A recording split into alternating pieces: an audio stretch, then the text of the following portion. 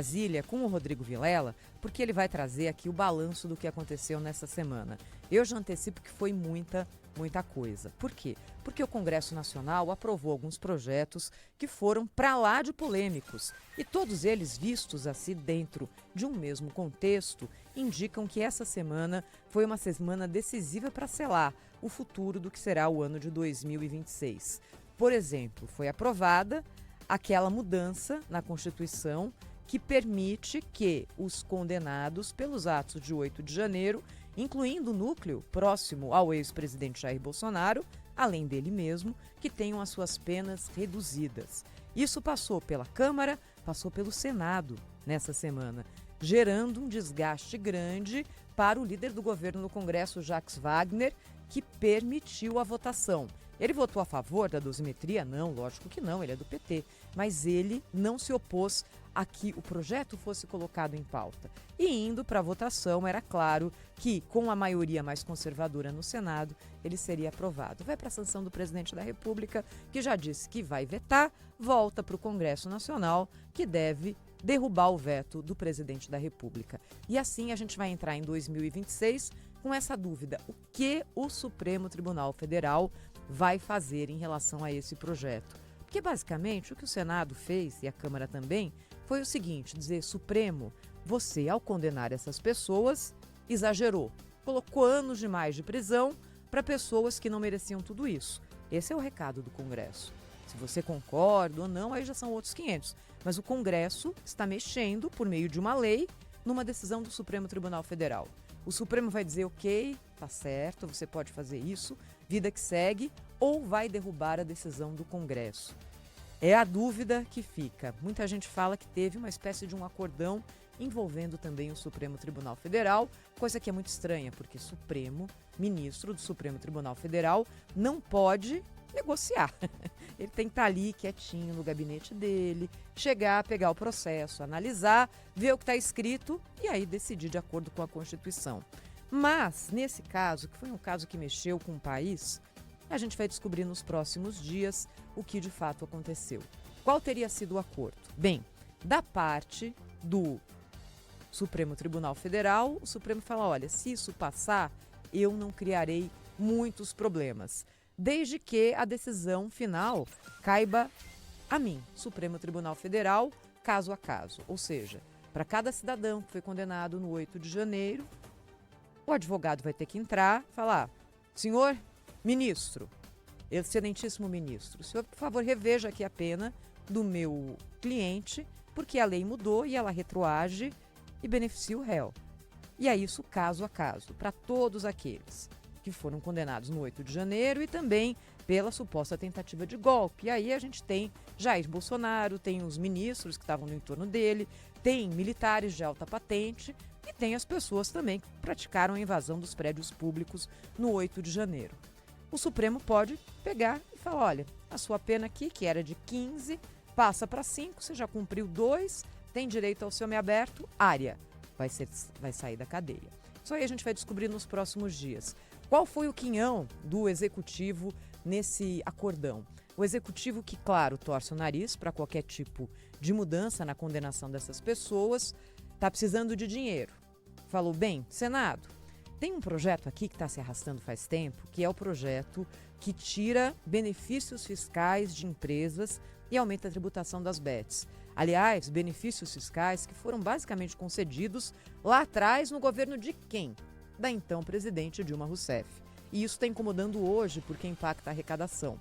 Então, senhor Senado, se eu, como governo, não criar problema para a aprovação da dosimetria, você, como poder legislativo, pode aprovar essa lei que derruba essas isenções fiscais e aí abre um espaço no orçamento para o ano que vem gigante, de 22 bilhões de reais. Para um ano eleitoral, isso faz toda a diferença.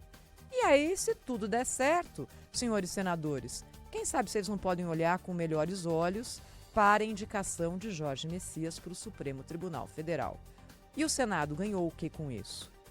Não haveria mais aquela dificuldade que muitas vezes o Executivo causa na liberação de emendas e, além disso, poderia aprovar a dosimetria. Será? Será que foi isso que aconteceu mesmo? A gente vai saber nos próximos dias, mas teve tanta coisa aprovada ao mesmo tempo e gerando dúvida. Mas escuta, como é que o líder do Jacques Wagner, senador, pessoa próxima ao presidente da República, permitiu que isso acontecesse? O presidente Lula disse que não teve acordo nenhum, que não foi comunicado, e se ele não foi comunicado para ele é como se não tivesse acordo, e aí diz que vai vetar o projeto. Mas já sabendo que o veto dele, muito provavelmente, será derrubado pelo Congresso Nacional.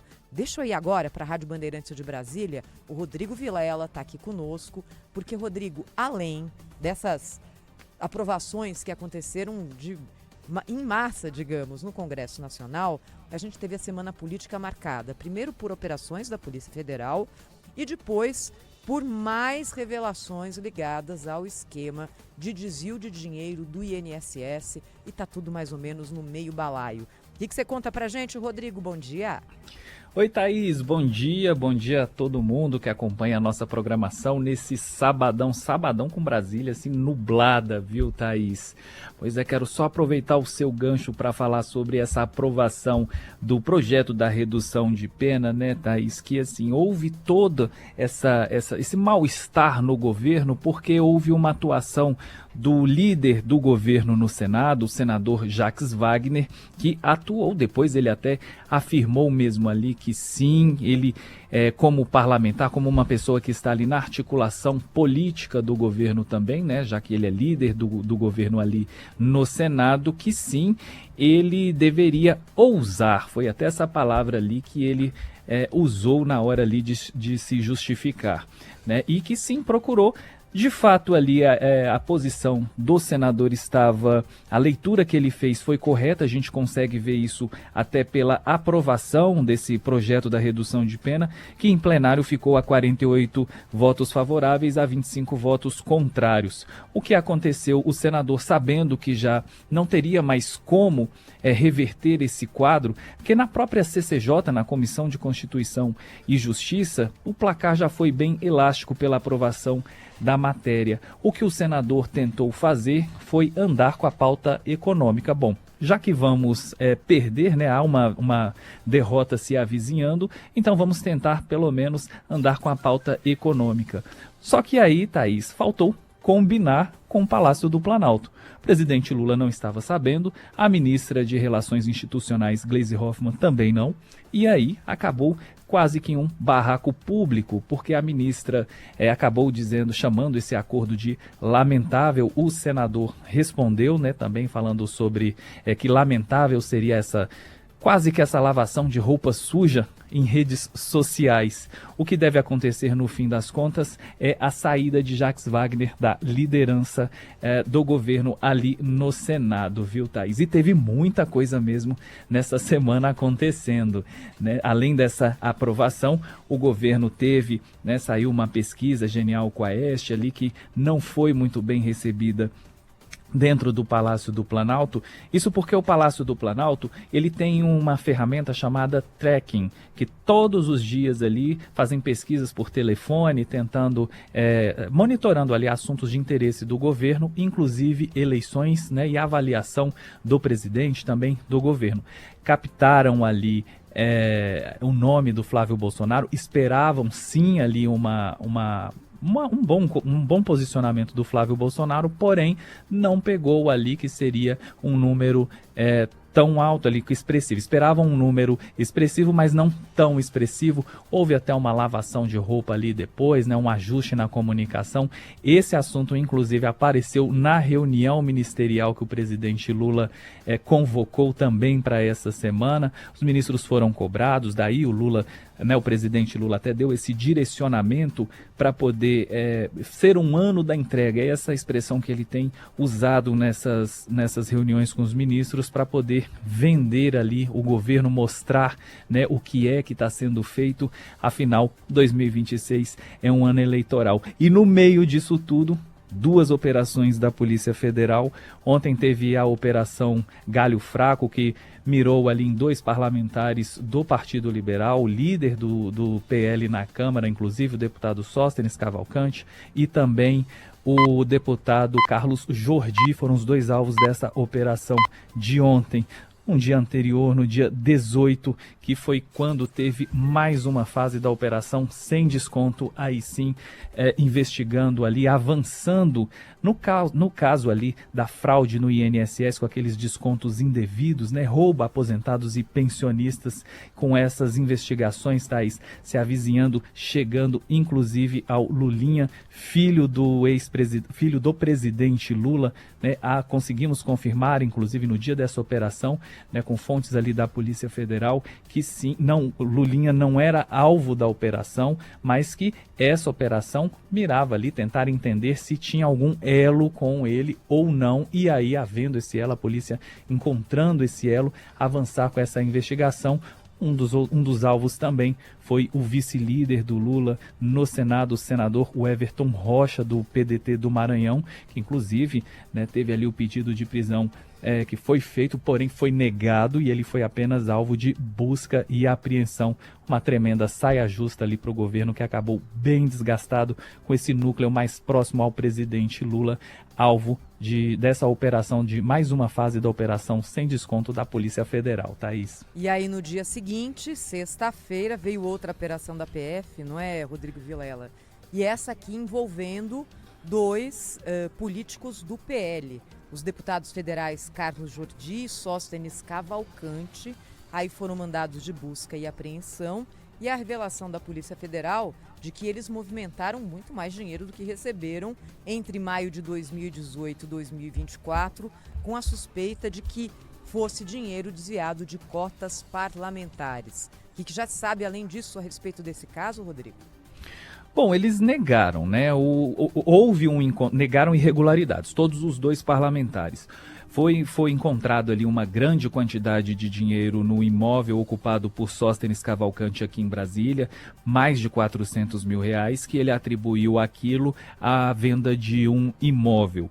O deputado Carlos Jordi também negou qualquer irregularidade, usou inclusive ali como expressão, ele disse que se tratava de uma pesca probatória, fez uma associação ao avanço das investigações sobre o caso do INSS, né, da operação sem desconto, de se estranhar que agora que eles estão avançando nas investigações desse roubo no INSS, eles são alvos dessa operação. Dentro do PL, aqui na oposição, viu, Thaís, com quem a gente conversa, há um clima ali de que foi uma operação meio que para poder equilibrar o jogo, né? O governo foi alvo ali da sem desconto no dia 18 e no dia 19 a Polícia Federal deflagra essa nova fase da Operação Galho Fraco.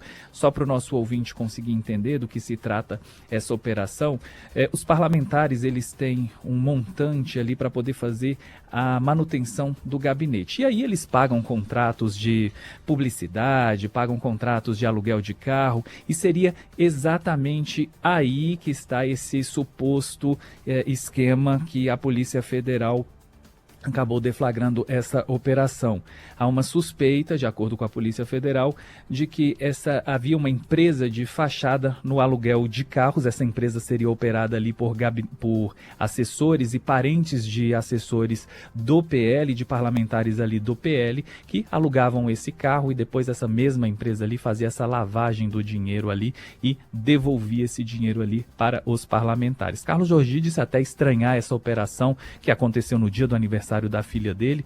Ele inclusive pontuou isso, viu, Thaís, e falou que é muito estranho que essas operações, a segunda operação que ele é alvo, e sempre no dia de um parente, do aniversário de um parente. Em janeiro de 2024, no aniversário da mãe dele, a mãe dele que inclusive estava na casa dele, a Polícia Federal também deu uma batida lá, uma operação, ele inclusive pontuou isso. Mas Carlos Jordi disse que tem contrato com essa empresa desde 2019 e achou muito estranho. Só agora a Polícia Federal, que ter investigado isso, ter levantado essa suspeita sobre esses contratos, já que essa nem é a primeira fase dessa operação. Essa operação ela começou em dezembro de 2024, né? E assim, a Polícia Federal já fez essa devassa.